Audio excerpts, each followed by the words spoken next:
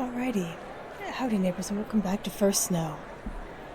Last time, our girl, Allison, she finally came out to Rose, and she realized that she has feelings for Eileen.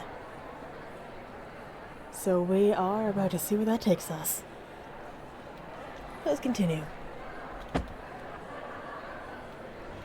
Rose takes my pause in the middle of the city square as an excuse for a break, setting her bags down as I look up at the huge tree before us. It's not the tree that's most interesting, so much as the crowd around us. Everyone walks to and fro just a little faster than normal walking speed, hurrying from shop to shop, while hardly even glancing at the Christmas tree looming over everything. I think I read something once about feeling alone, even in a crowd. So many faces pass by, from couples holding hands to businessmen to groups of friends, yet I feel more disconnected than when I'm actually alone. The clicking of a lighter next to me reminds me of my companion, a cigarette now perched at the corner of her mouth glowing brightly. Shame we couldn't part closer. Downtown's pretty crazy these days, isn't it? Well, if you leave your shopping to the last minute. I start shopping like September when it comes to like holiday shopping for everybody. And sometimes it'll even be like throughout the year. I'm like, this looks like them. Grab it. I've done that before. Anyway. Maybe we should put up our Christmas tree. Hey, I got a tree for us a few days ago. I was the one who bought that. It's also like a foot tall. Oh, yeah. Cigarette purse on her mouth tilts downward as she looks at me, her smile turning just a little less cheerful. Missing holidays at home, are you? A bit. She clamps onto my shoulders and gives me a firm shake. Hang in there. Might not be much company. At least you got someone around. Were you homesick when you first moved out from home? No. Given the circumstances? No. I don't think you appreciate how lucky you are sometimes. Wanted straight onto that landmine. Rose has never talked about her immediate family in the few months I've known her. So maybe I should have taken the hint. Noticing the gazes of a few of us around us turn upward, I look up curiously. Looks like the weather's turned, the morning chill turning to snow. Piss off, Winter!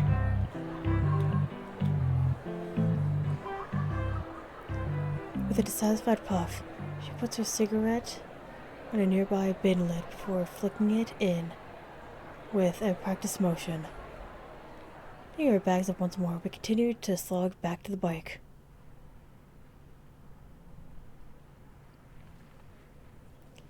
Chin up. I was gonna say this later, but I bought your favorite while you weren't looking. Oh! Strawberry trifle. The fuck is a trifle? Is that the pudding?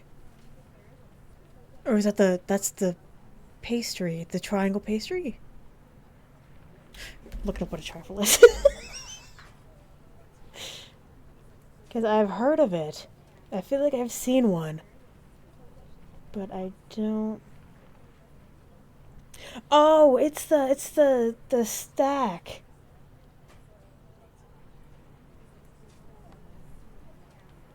Fucking Wikipedia, give me this. Trifle is a layered dessert of English origin.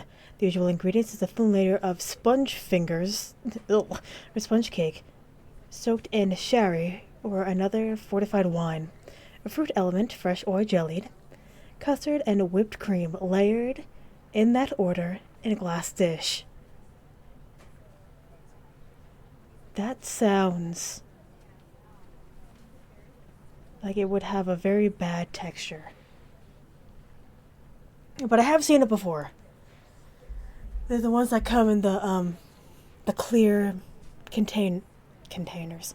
The clear serving dishes. Okay, cool. Uh-huh. You know it. So thanks for pulling your weight a bit more. Nice to see you getting yourself together. As I'm about to thank her, a loud ping comes from my pocket.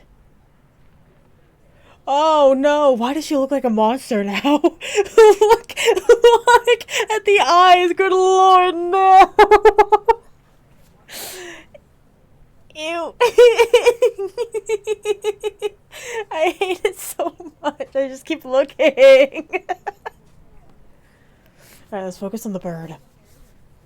And put our hand up so we don't have to look at Rose.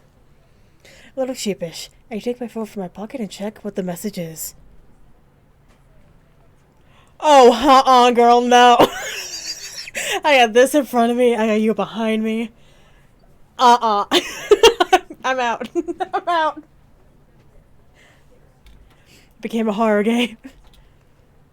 Confused, I stop walking and turn about. From the abyss.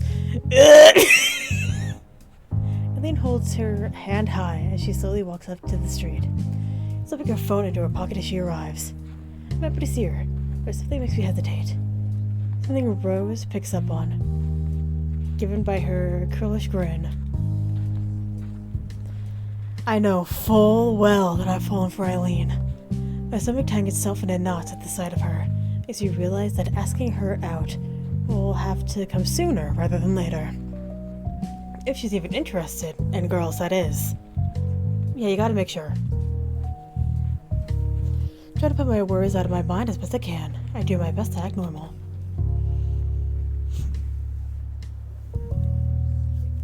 You're getting some use out of that phone. Morning. Starting to see the appeal of these things, yeah. Morning, Rose. Hey. What's up? Let's out for a walk. The apartment gets stifling after a while. Not interrupting anything, am I? When she puts it like that, she sounds far older than she should. In fact, given she didn't own a smartphone, like Simple walks alone and spends her days painting, I'm starting to doubt the girl I fell for is really my own age. As the two strike up a casual chat, I remember how Eileen and I came to meet, being pushed into the club, taking chance after chance to come closer to her, and also spending more time with her. It's only that persistence which gained me her friendship. My heart begins to beat as I talk myself into the plan forming in my mind. Pushing myself got me this far. Perhaps I could take one more step. Hey, Rose. Can I leave this with you? Oh! He hesitates at the change of plans, the words blurting out before I can stop myself. Sure. There. I'll see you later. If you need to pick up, just call. Before I get so much as thank her, Rose quickly starts to work off strapping the shopping bags to her bike. It's probably easier to get everything home without me in the back anyway. Eileen and I give her our goodbyes Eileen and I give her our goodbyes to her as we walk on. Rose waves us off. As we go, I think I see a small grin on her face, because she worked it out. I don't know why I'm having such a hard time reading this game. And like every time I hit record, I just lose my ability. Once again, we're alone with each other. My stomach twists and turns as I desperately try to find some small talk to fill the air with. Not that Eileen looks fussed about it all. Weird thought. I barely register us moving through the old wrought iron gates and into the city park. The water in the pond lies nearly still, the ducks lazily bobbing about, with the odd flap of their wings to shake off the snow. Normally, rustling branches of the trees sway silent as they gather falling snow, green slowly turning white. With everybody in town busy shopping, all that's to be heard as we walk along the wide paths, our footsteps in freshly fallen snow. Do you come here much?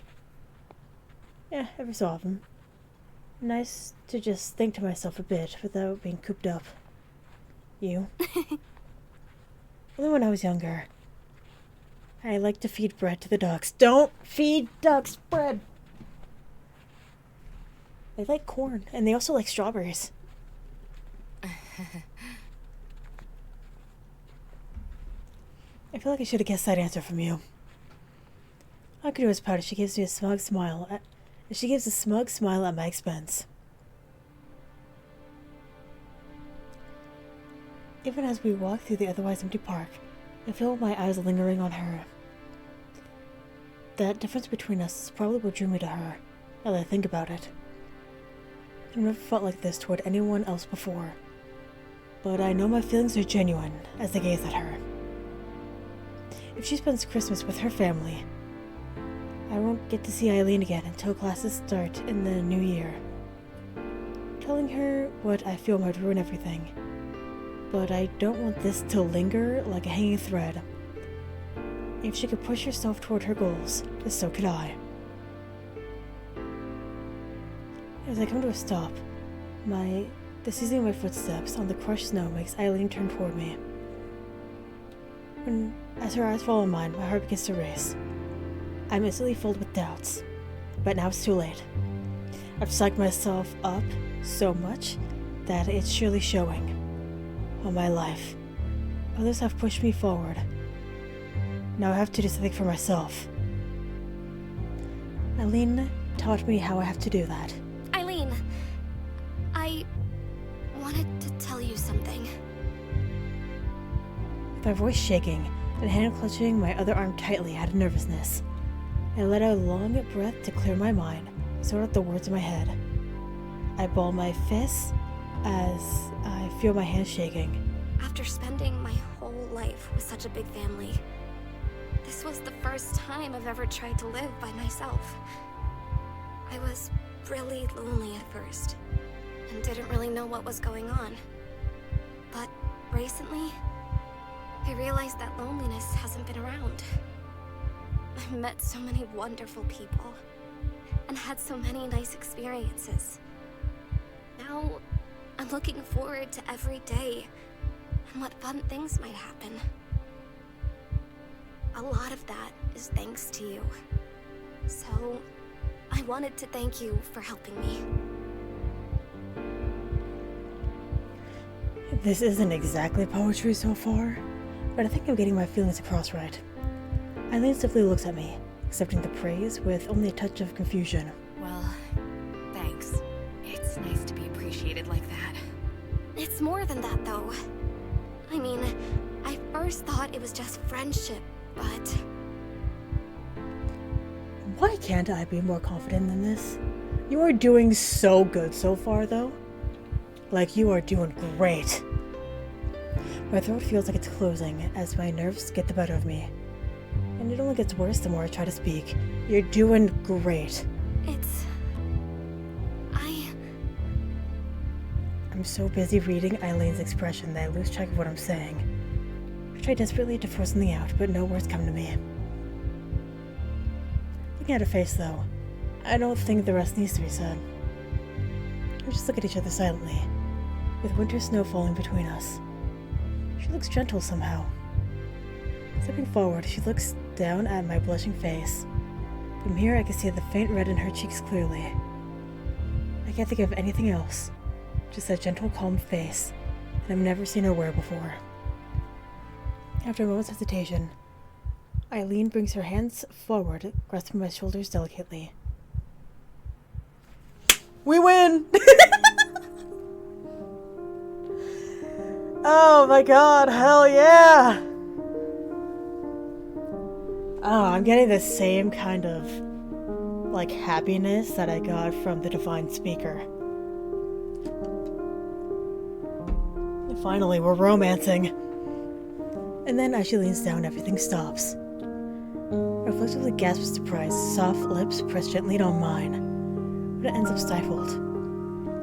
With my body utterly frozen, I find myself completely in the grasp of the girl holding me. Her breath tingling against my face. I don't know why the description of it is worse than seeing this image. I don't understand.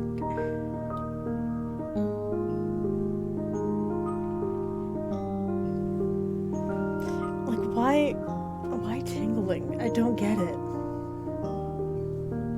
Probably because I haven't had one, but it doesn't make sense. The sounds, the smells, everything beyond Eileen and I falls from my consciousness. All that's left is this wonderful warm feeling flowing through my entire body. Is that really what it's like? Because we've had that same description multiple times, and I don't know if it's real or not. Minutes, seconds, I have no idea how much time passes. I just know that I don't want it to stop. Eventually, sadly, Eileen's lips part from mine. Straightening herself as she steps back, Eileen takes a long, shuddering breath as I stare dumbstruck at her wildly blushing face. The feeling of Eileen's lips pressed to mine plays endlessly in my confused mind, clouding everything else. Eileen, you... The air between us falls quiet. Eileen left waiting for a reply as I stand in a silent daze. Simple shock is one part of it, but far from all. Eileen is not only interested in women, but also in me. I feel like my heart could burst from relief. Only now that I see her fidgeting, playing with her hair and unable to quite stand still. I wonder how long it's been going on, unnoticed. It makes me realize she's as unfamiliar at this situation as I am. Neither of us knows what we're supposed to do or say right now. Here I was trying to explain my feelings, when Eileen rushes ahead and does something brash like that. I forget with my own flood of emotions and confusion. It's Eileen who ends up having to reluctantly move things forward. Sure hope I didn't misinterpret that. I don't think he did. Her attempt to play off her nervousness is betrayed by her blushing. I finally realized just why she's so uncomfortable right now. She's left herself vulnerable. It's the first time I've seen her exposed like this. Her feelings plain to see. I didn't know you felt that way. I entertained the idea, I guess. Didn't ever think you'd be the one to make the first move. So you'll go out with me? No, I just kissed you for the sake of it. It's giving, I think it was the re-up, class of 09, the re-up. When it's, are you threatening me? No, I'm hitting on you. Of course I will, you dolt. I wanna up the voices.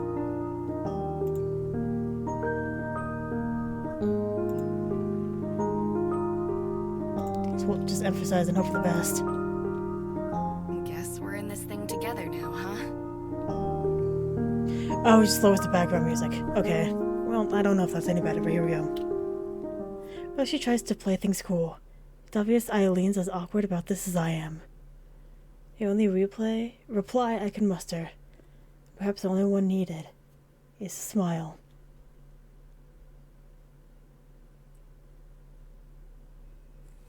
So we won. A loud yawn fills the living room. The droning of the television briefly overshadowed. The scene could be more normal.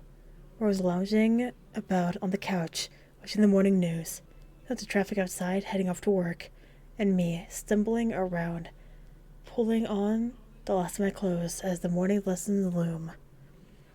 One thing is different now, though. Your girlfriend. Just thinking about what happened last night makes my heart race. But I have no idea what's supposed to happen after something like that. What happens when I see Eileen again? How close am I meant to be with her, now that we're going out? Then there's the kiss itself, playing over and over in my mind. The feeling of her soft lips on mine, the way she looks so flustered afterward. Oh! Sharp pain from my shin brings me back to the real world, bending down to rub my poor leg, revealing the cause to be walking into a chair. The feeling of embarrassment isn't helped by Rose looking over in concern. You alright? It's nothing, just bumped my leg. Not sick or something, are you? You've been even more clumsy than usual today. I'm fine, just didn't sleep much last night. It's times like this that normally being a morning person doesn't pay off. I shrug off her concern as best I can, distracting myself by throwing on my clothes to prepare for the chill outside. Just take it easy, alright? The snow is bad enough out there already. Okay. I will. Product. I walk down the road toward campus does me good. Giving time for my mind to settle and get back to the daily routine. Not everything is quite the same, though. My footsteps feel light. What was typically an arduous walk feels unusually easy. I'm not quite dancing in the streets, but the day feels just a little brighter than usual. It's nice. The snowfall's been getting heavier, now that it's December. I pass a few people standing outside buildings while looking mournfully at their roofs, plotting how to dislodge the snow piled up on top. The traffic's also slowed to a crawl, rolling by carefully. Ads for Christmas sales on television are into full swing by now, which reminds me that I should get my shopping done when I have free time. You did? Oh my god. Okay. I think I could scrape together enough money to buy a little something for everyone in my family. Then there's Christmas cards for my new friends here, not to mention organizing a trip home for the break. Christmas is meant to be relaxing, but it feels like there's so much to organize for it. Coming up to the campus, I try to focus my thoughts back onto school for the time being. Thankfully, the paths are cleared, if nothing else. As students file past the gate, my heart skips a beat as I recognize a particular blonde girl. She looks back and notices me as I skip up to meet her. Her usual tired expression unwavering. Never met someone so far from morning person. Hi. Morning. Allison. With that, the both of us begin to walk in side by side. All thoughts of schoolwork leave my head as I try to stop myself glancing at Eileen. Furtively, trying to work out exactly how I'm expected to act around her. The part where we admit we're interested in each other is also where most of the romance movies I've seen end, and I've never gone out with anyone before. Then there's the fact that neither of us has said a word to the other beyond a quick greeting. I try to comfort myself with the thought that it's probably the same for Eileen, too. It's always so hard to read her poker face. Good grief, it's cold today. She's not thinking at all about yesterday, is she? With a long breath, it feels like all my restlessness leaves me. Eileen's relaxed attitude makes me feel embarrassed for getting so worked up after seeing her again. How are you so confident about this? You know, with us going out and everything? I'm just really good at faking it. Thinking in my head, I give up on ever trying to read her. The grin Eileen gives makes me feel better about today in an instant. Her normally cold demeanor, if just for a moment, is pierced by that sincere smile that peeks through. A smile which soon evaporates, collapsing into something else entirely. Something wrong. I have a feeling I know what's wrong. Certain some bunny's showing up. I just remember something troublesome. Caprice. I always ask why before the obvious hits me. With my thoughts finally moving beyond the girl at my side, the implications of all this become clearer. Should we just tell her? I'd rather not. You know Caprice as well as I do. I don't want her to make a fuss about us being together. Then again, she'll probably work it out herself. She's not stupid. No, she's not, but We might need to give her a little nudge. She knows to pay attention if I'm serious. Besides, is there really that much harm in letting her be happy for us? My serious tone in defense of caprice seems to catch Eileen off guard. Catches me a little off guard too. Okay, fine. Fine. If you're gonna tell her, then I want to be there too. The discussion comes to an end. I find myself not wanting to leave despite having nothing further to say in particular. Seems Eileen has the same problem as she awkwardly mills about.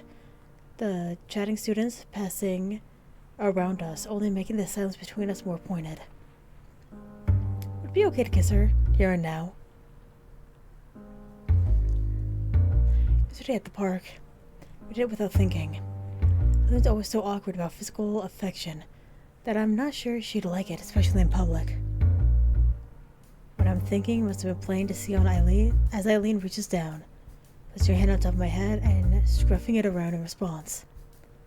Might be an odd way of her to show her feelings, but I can't say I hate the gesture. I feel my cheeks blushing as her hand rubs my head, enjoying every moment until she stops. Eileen's awkwardness around all of this makes me feel a little better about my own uncertainty. Everything will work out fine, I'm sure of it. Ever the optimist. We better get to classes. See what the club, I suppose. Sure doesn't seem to share my optimism as she waves and walks off. Nor my like of our new club. I'm sure she'll come around, though.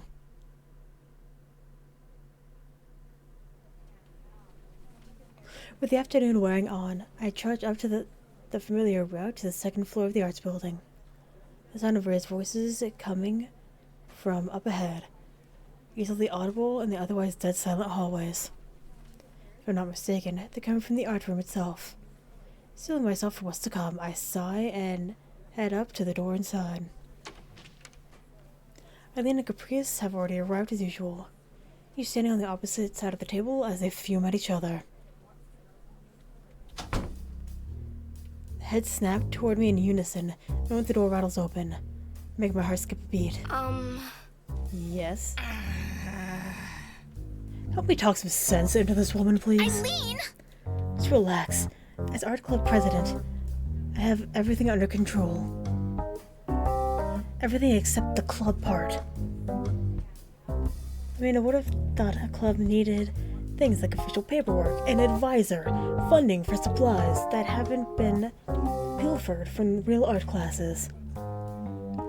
Basically, more than an excited proclamation of a club existing. That's why I'm working on the posters! That's not it!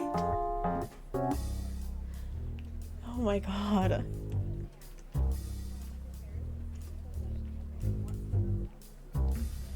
You are in the new art club. Visit us in room 257. Just check if the door's open. Feeling sorry for the heavily sighing Eileen, eyes shift to said posters laying on the table behind them, or between them. I walk over attentively and take a look at the one sitting on top.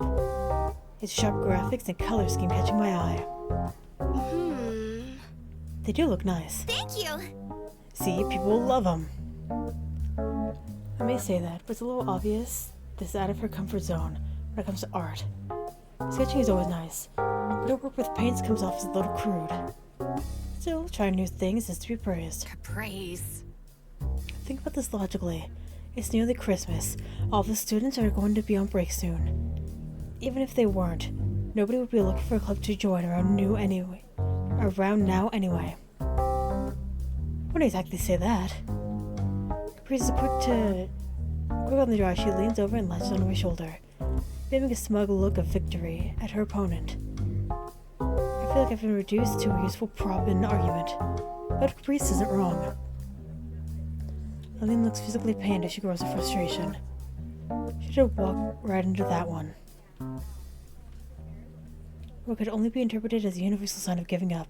She shakes her head and starts to walk away, returning to the cabinet to grab her things. I feel like the posters will be the accomplishment of today as far as the club goes. I suppose it doesn't hurt to try to draw in some more members. With that, I'm going to go ahead and end this episode here. So thank you very much for watching, and hopefully, I will see you later.